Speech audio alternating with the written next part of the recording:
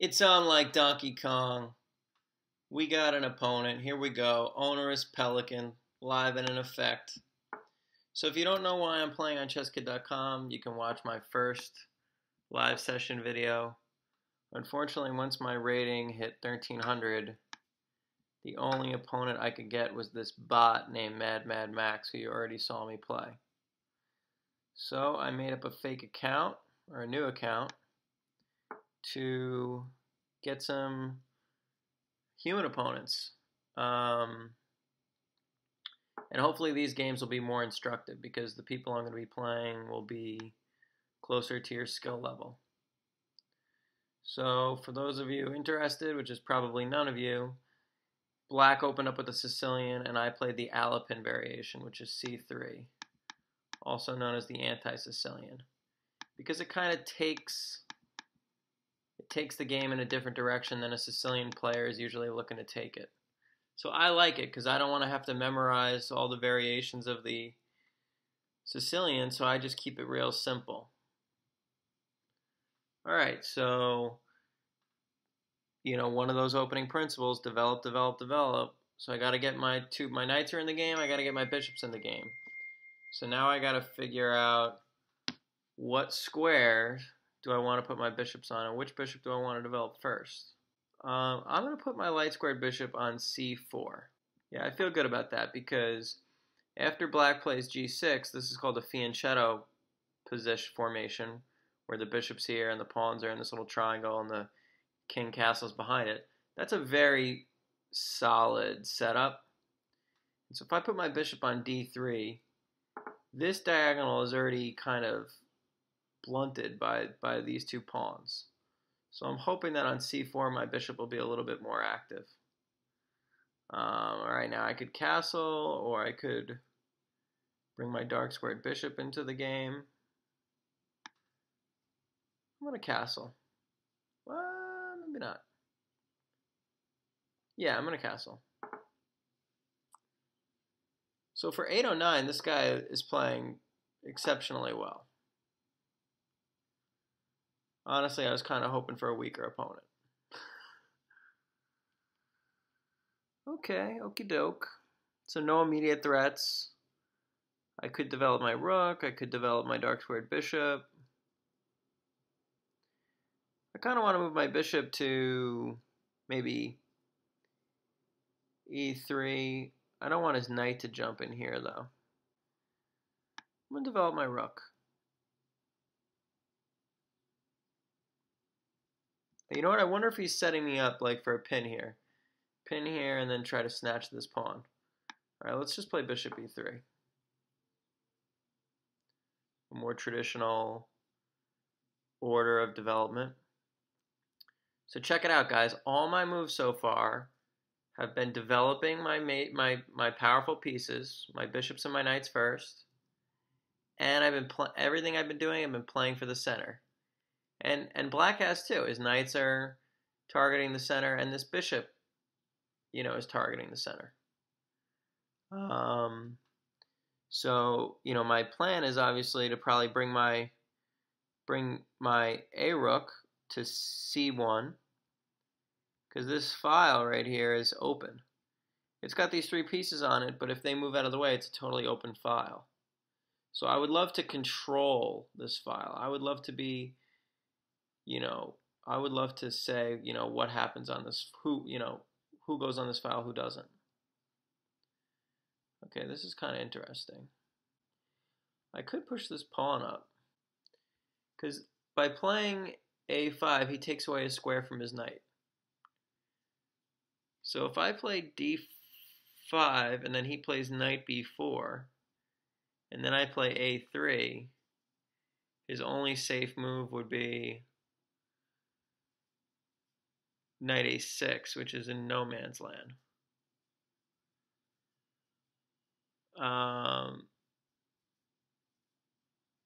And then I could even play b4 after that to continue to restrict his activity. And if he comes right to e5, then I can trade knights and double up his pawns on the e file, but more importantly, really reducing the power of his bishop if he has one of his own pawns here. So this looks good to me. So here's a good example. I'm moving a piece twice. I'm moving this pawn twice before getting my rooks in the game. Like, I do want to bring my rook to c1. I do want to move my queen somewhere. I'm not sure where yet. And I do want to bring this rook to either e1 or d1, but I have a tactic. I have a good reason to deviate from that plan. So black has 3 safe squares. b8, back to its starting square. a7, or e5.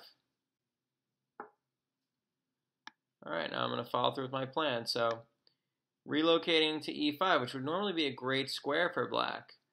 But in this situation, now that I can trade knights, and now that black's pawn is on e5, this bishop is kind of stuck. The activity of this bishop, the ability for this bishop to influence the game, has just been dramatically reduced. So now I got to continue to think about my plan. You also want to think about where is your opponent going to go, and do what you can to limit their activity. You don't want to just think about your own activity. You want to limit your opponent's activity. So right now I'm thinking about what squares do I want to relocate to. I think the first thing I want to do is play rook c1, which is something I know I want to do. When you're unsure of what move to play, a lot of times it makes sense to just start with the one that you know you want to play. And I also want to defend this pawn, this e-pawn, a second time so that it frees up my knight. Because I'm definitely thinking about bringing my knight in to b5 and then maybe c7 if there's tactics, or who knows.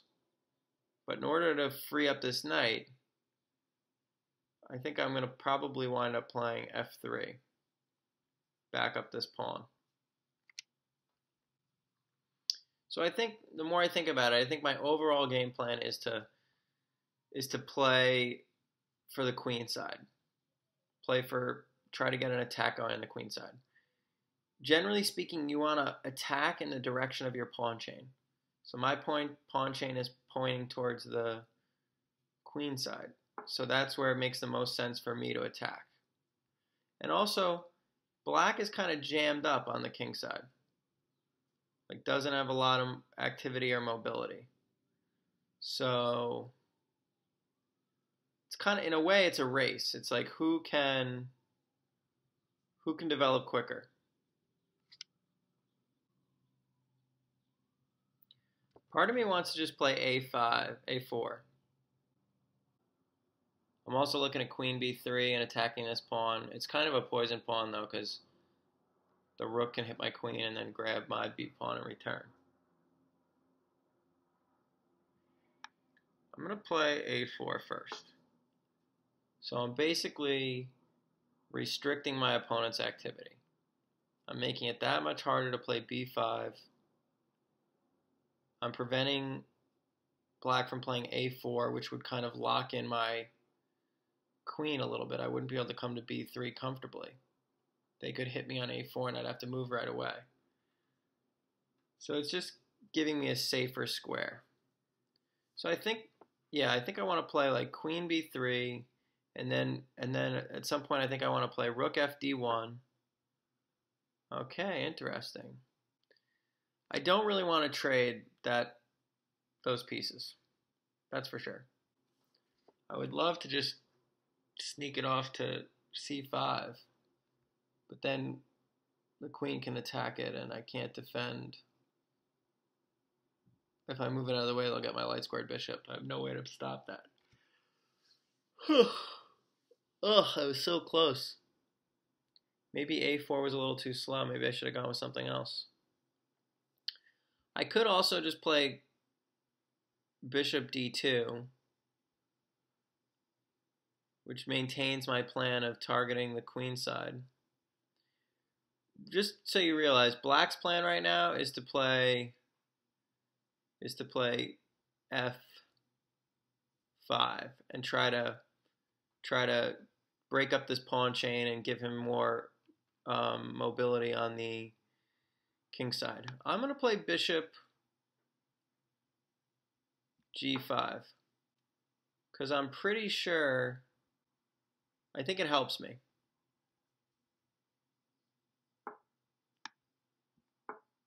Let's see what happens. Let's live on the wild side for a minute.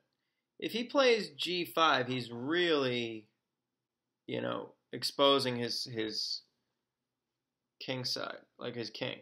He's really just throwing his king safety to the wind. It might even be a good move, to be honest, but certainly double-edged. Certainly he's opening himself up for a counterattack. So unfortunately, Zacharias, however you say this guy's name, turned out to be a stronger opponent than what I was looking for, which is why my analysis might sound a little bit more advanced than you're used to. I didn't really want to get into it on this level, but don't have much choice because it's a good game right now. Okay, so again, I don't want to trade because then he's just going to take back with the knight, and he's trading a bad bishop for my decent bishop. My bishop is having a bigger impact on the game than his, so I don't want to trade. I don't want to free up this congestion. He's all congested right now. I want to keep it that way. So I'm going to relocate to g3, which targets this pawn potentially, but also right now this knight has no safe squares. So I'm going to attack the knight. And if black doesn't create an escape square right now for that knight, they're in trouble. They're going to lose the piece. So do you guys see that? By playing h6 before and now by playing bishop f6, this knight has no escape squares. What should I do, ladies and gentlemen? I'm partially tempted just to play all the way back to a2. So even though that looks like it's taking my bishop out of the game, and to a certain extent it is, it's also maintaining pressure along this diagonal, making it a lot trickier for black to play f5. I also have to move faster because now I'm running out of time. I'm doing so much talking that I'm running out of time. If I play bishop e2, then black just plays h5. It's forced. And then I play h3, then black plays knight h5. Oh no, then I play queen up. Okay, I'm not totally confident about my plan, but I'm going to go with it. So black's going to play h5, and instead of kicking black out right away by me playing h3, or f3 for that matter, f3 looks good too. f3 might even be better. What? I didn't see that coming. I think that's a blunder. Because I'm going to win two minor pieces for a rook. Am I missing anything? No, this looks good. All right, we got our first break. So this is a good example of how when you get yourself into a bad position, such as my opponent has, it becomes a lot easier to make tactical mistakes, which is exactly what just happened. Now we're going to gain a material advantage. And also a lot of times it's better not to play like this tricky. Instead of creating a threat to deal with a threat, it's usually better to just address the threat. They should have just defended their knight with h5, but instead they're going to lose material. So as you can see, now I'm up a point. I'm up a pawn. And I have much better position. This pawn is hanging. I could potentially infiltrate into the king side. I'm going to play here. Queen here. Now I'm double attacking this pawn. If black plays f6 to defend it, I play queen takes g6 check. So now this pawn is going to fall. So black lost one pawn in that exchange, and now they're going to lose a second pawn. All right, I could take with the queen, or I could take with the bishop.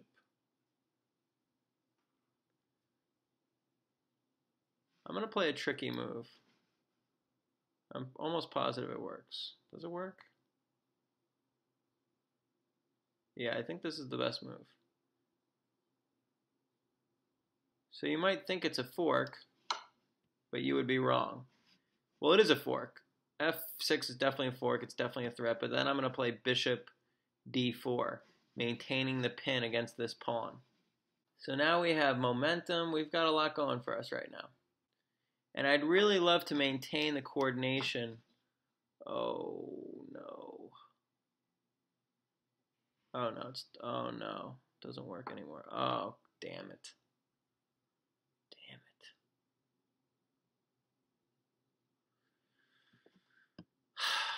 I missed that. Taking's my best move. Oh, this is bad. So I just blundered. Great example.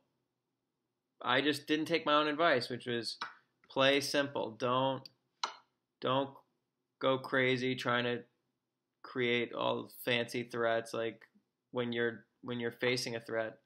Just play simple and straightforward, and I didn't listen to my own advice. And I got in trouble as a result.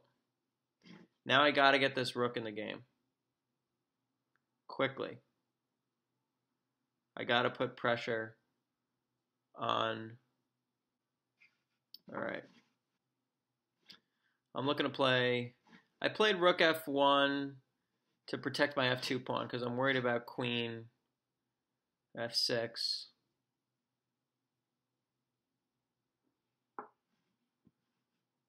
Okay. I gotta be careful. I think that's the best move. Maintain the coordination of my pieces. Double protect this pawn.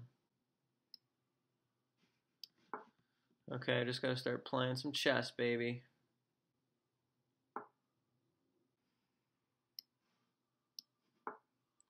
Setting up a discovered attack. The other thing I could do, the other plan I could do is I could get these pawns rolling. Get a hardcore pawn storm going down. I mean, the reality is I have a lot of compensation for that bishop for 2 pawns trade I made. And technically I'm still up. I mean, more than technically. I have a better position. But I have to be super careful, and I have to play much quicker than I like to play. I think check might be the best move.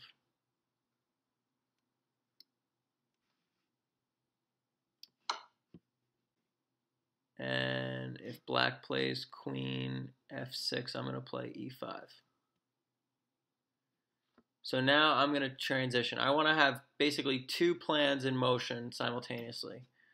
I want to get these pawns rolling, and I got to stop talking and think for a minute.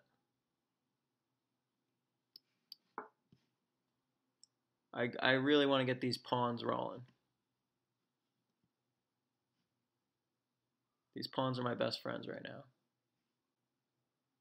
And then once I get these pawns a little further advanced, I can bring my knight into the game. In fact, I should probably do that sooner rather than later. Knight e5 looks like a great move right now. Right now the knight is preventing this rook from penetrating to my second rank, though. This is scary for sure. I'm scared right now. I really don't want to lose.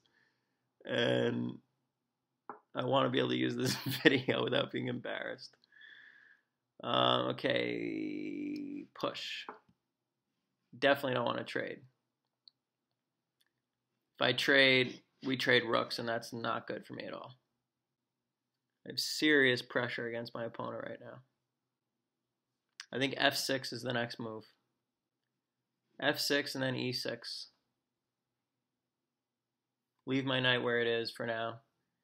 Prevent black from activating the rook on the c file. Maybe I can create a situation where I can grab some of these pawns. All right, let's go with f6. Stick with the plan. I think black's going to play rook here.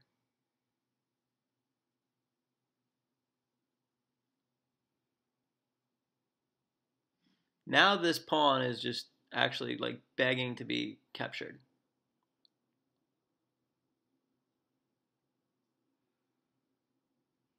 It might even make sense to just take a short break from my plan and grab that pawn.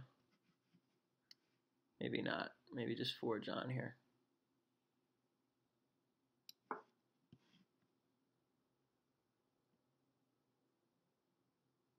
Looks like we're going to do it, people.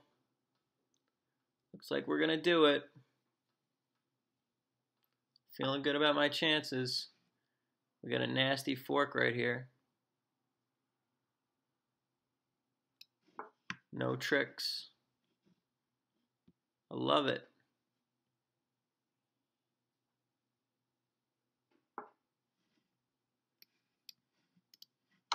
Grab that. Yummy yum. Yummy yum in my tum. Maybe pawn up first. Force the king here. What's the follow-up?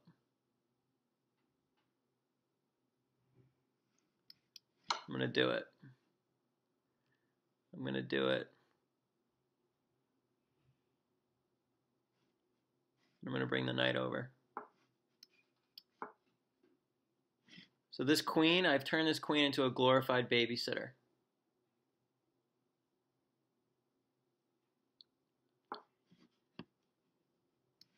Could get my other pawn rolling.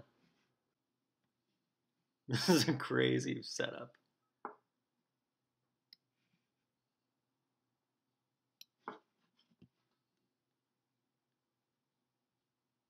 There's no way they can stop them both.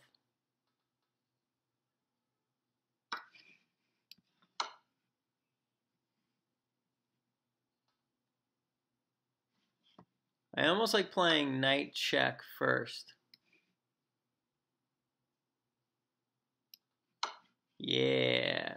Bet you guys wouldn't have seen that. A little intermezzo move. Basically, I'm just restricting the activity of this queen and setting up a mating net. Now I'm going to get a second queen. I basically don't want this queen to be able to run around and check me. You know what I mean?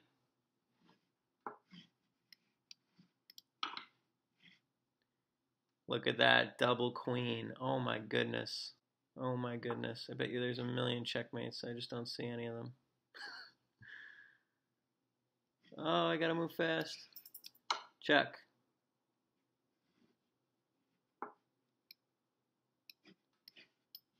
Check. Check. Check. Check. Check. So now what I'm going to do is I'm going to take all his pieces so that he can only get a draw. God forbid I run out on time. If you have no pieces, then you have no mating material, and then the best you can do is draw, even if you win on time. All right, now I'll get a second queen. Whatever, I'll just checkmate him the old-fashioned way.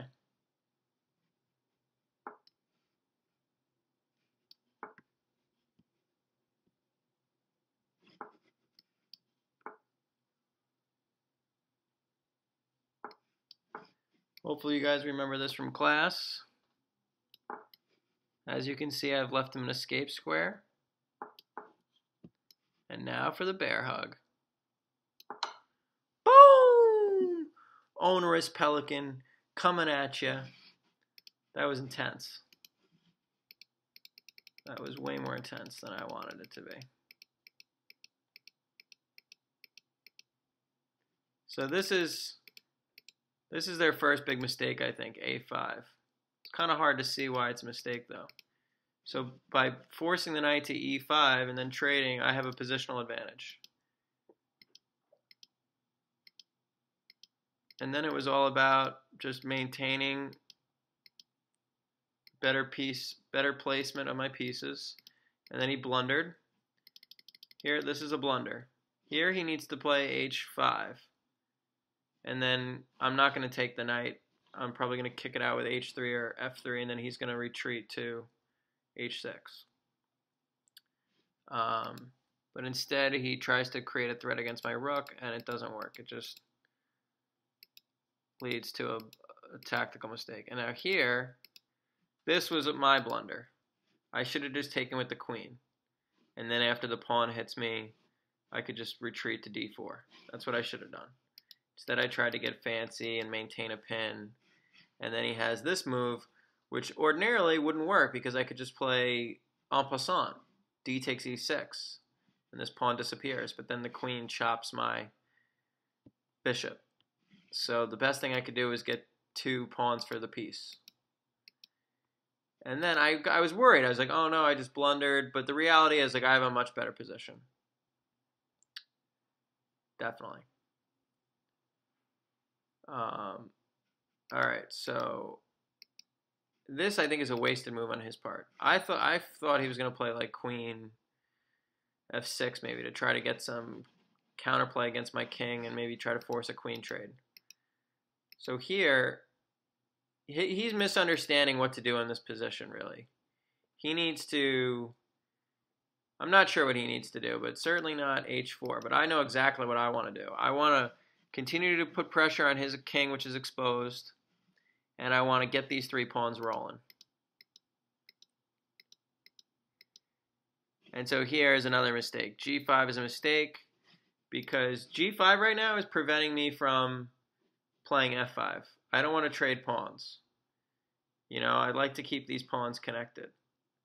They'll be much more powerful as a trio. So here he lets me advance as a trio. And once this is it, once this happens, then it's game over. So here I don't think he should have played that. Again, I'm not sure what he would have to do. I'd have to look at it for a long time to figure it out. But this is an obvious, like, blunder. Here there's no real threat. My knight's defending it.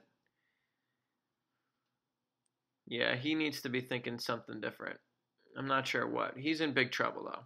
There's no doubt about it.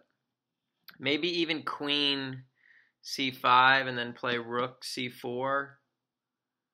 Or maybe even just throw his pawns at my king side. I'm not sure. But once we hit here, it's just Dunsky. And I think that I like this move because I'm forcing his queen to be a babysitter. I'm restricting the activity of his queen, and I'm trapping the king in this corner. Now here, I'm not sure what my best move is. It's not necessarily what I did. In fact, there was almost definitely better moves the more I look at it. I think like queen d3 check might be better. All right, well, anyways, this worked. Either way, I'm playing principled. I'm getting my knight into the game. The knight no longer needs to be on c3. It served a great purpose on c3. It defended this d5 pawn, which was critical, and it prevented the rook on the c file from penetrating into my sensitive area. Knight e4, now I'm getting my knight in the game. There's an interesting check here. I wonder if that would have done anything. I probably could have played knight check, and then once the king moves, I could have played knight d7, kicking the queen off of this square, and then queening. Forcing the queen. Yeah, that's what I should have done. So I could have played knight here check, and then the rook has to basically sack. So it's a good trade for me. If the king moves, I play knight d7, attacking the queen. Once the queen moves, I can push my pawn. So that's what I should have done. I played, oh no, now I lost my place. That's annoying. I played d6. Okay, great. Now my thing's broken. All right, well, whatever. That's enough. You guys saw how it went down. Pretty cool. 2 queens. Talk to you soon.